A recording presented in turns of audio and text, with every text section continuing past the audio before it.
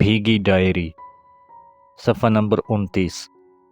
آج جانے کیا سوچ کر میں اس ہوٹل کے دروازے تک پہنچ گیا، وہی ہوٹل جہاں کبھی ہم گھنٹوں بیٹھا کرتے تھے۔ کئی ہفتے بلکہ مہینوں گزر گئے تھے وہاں کا رخ کیے، لیکن آج دل نے کہا چلو ایک بار پھر چلتے ہیں، شاید وہ لمحے لوٹ آئیں۔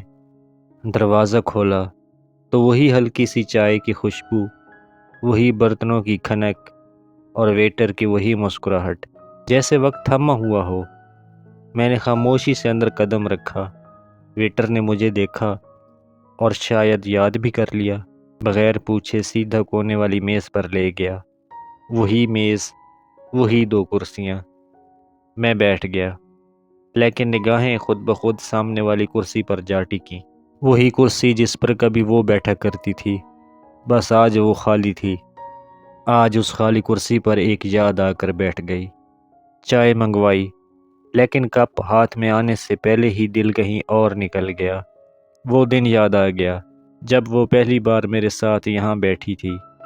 چائے کا پہلا گھونٹ لیتے ہوئے اس نے مسکرا کر کہا تھا، چائے تم پیتے نہیں، دل سے پیتے ہو، جیسے کوئی راز سن رہے ہو۔ اس بات پر ہم دونوں ہنس پڑے تھے۔ آج بھی وہی کپ تھا، وہی چائے، لیکن راز نہیں تھے، بس خالی پن تھا۔ میں نے سامنے خالی کرسی پر نگاہ جمائے رکھی، جیسے وہ ابھی آ جائے گی اور ہنستے ہوئے کہے گی، سوری تھوڑی دیر ہو گئی۔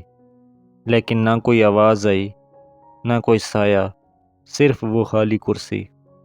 ویٹر چائے رکھ گیا اور پوچھا، سر آج میڈم نہیں آئیں؟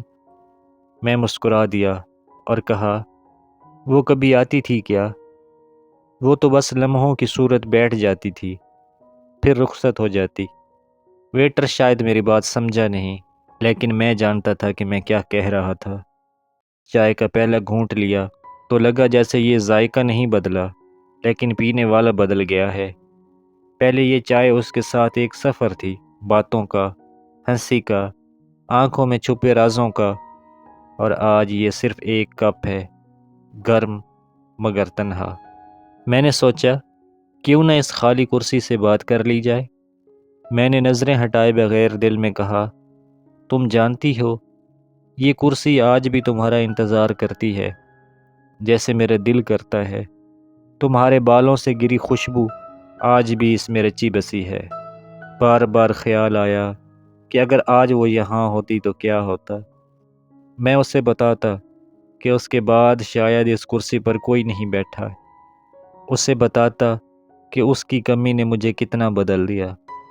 شاید وہ سن کر مسکرا دیتی یا چپ رہتی۔ چائے آدھی رہ گئی تھی، لیکن یادیں پورے کپ کی طرح بھری ہوئی تھیں۔ میں نے سوچا کہ یہ کرسی شاید مجھ سے زیادہ اداس ہوگی، کیونکہ میں تو کبھی کبھی یہاں آتا ہوں، یہ تو روز اس کے انتظار میں رہتی ہے، اور جب کوئی اجنبی اس پر بیٹھتا ہے شاید یہ بھی چپ چاپ رو لیتی ہوگی۔ میں نے ہاتھ بڑھا کر اس خالی کرسی کی پشت کو چھوا، دلاسا دینے کے لیے۔ بالکل ویسے ہی محسوس ہوئی جیسے اس کے کندھے، جہاں کبھی ہاتھ رکھ کر میں نے کہا تھا تم میری ہو، اور اس نے مسکرا کر کہا تھا پھر سنبھال کر رکھنا، کہیں کھو نہ جاؤں۔ دوسری چائے آئی، لیکن اس بار میں نے اسے ہاتھ نہیں لگایا، بس سامنے دیکھا اور سوچا تم تو واقعی کھو گئی ہو، اور تمہارے ساتھ وہ سب لمحے بھی، وہ سب باتیں بھی۔ باہر بارش شروع ہو گئی تھی، لوگ جلدی جلدی ہوٹل سے نکل رہے تھے۔ میں نے سوچا شاید اب جانا چاہیے، لیکن دل نے کہا تھوڑی دیر اور بیٹھ جاؤ، یہ کرسی اکیلی نہ رہ جائے۔ میں نے بل منگوایا۔ ویٹر آیا اور بولا، سر آج چائے کا بل مت دیں۔ میں نے حیران ہو کر پوچھا، کیوں؟ وہ مسکرا کر بولا، میڈم نے کہا تھا کہ اگر آپ کبھی اکیلے آئیں تو ایک کپ چائے میری طرف سے دینا۔ یہ سن کر دل جیسے رک گیا۔ اس نے یہ کہا تھا؟ کب؟ کیوں؟ شاید وہ جانتی تھی کہ ایک دن میں اکیلا آؤں گا اور یہ خالی کرسی میرے ساتھ ہوگی۔ میں نے آہستہ سے چائے کا کپ اٹھایا، ایک گھونٹ لیا اور محسوس کیا جیسے وہ سامنے بیٹھی ہو، لیکن جب غور سے دیکھا وہی خالی کرسی تھی۔ میں نے آہستہ سے کہا، کاش اس کرسی پر کبھی پھر تم بیٹھو، کاش میں تمہاری وہ مسکراہٹ دوبارہ دیکھ سکوں، کاش ایک کپ چائے ہمیں پھر سے ایک ساتھ بٹھا سکے۔ جاتے ہوئے یوں لگا جیسے میری طرح کرسی بھی آنسوؤں سے بھیگ چکی تھی۔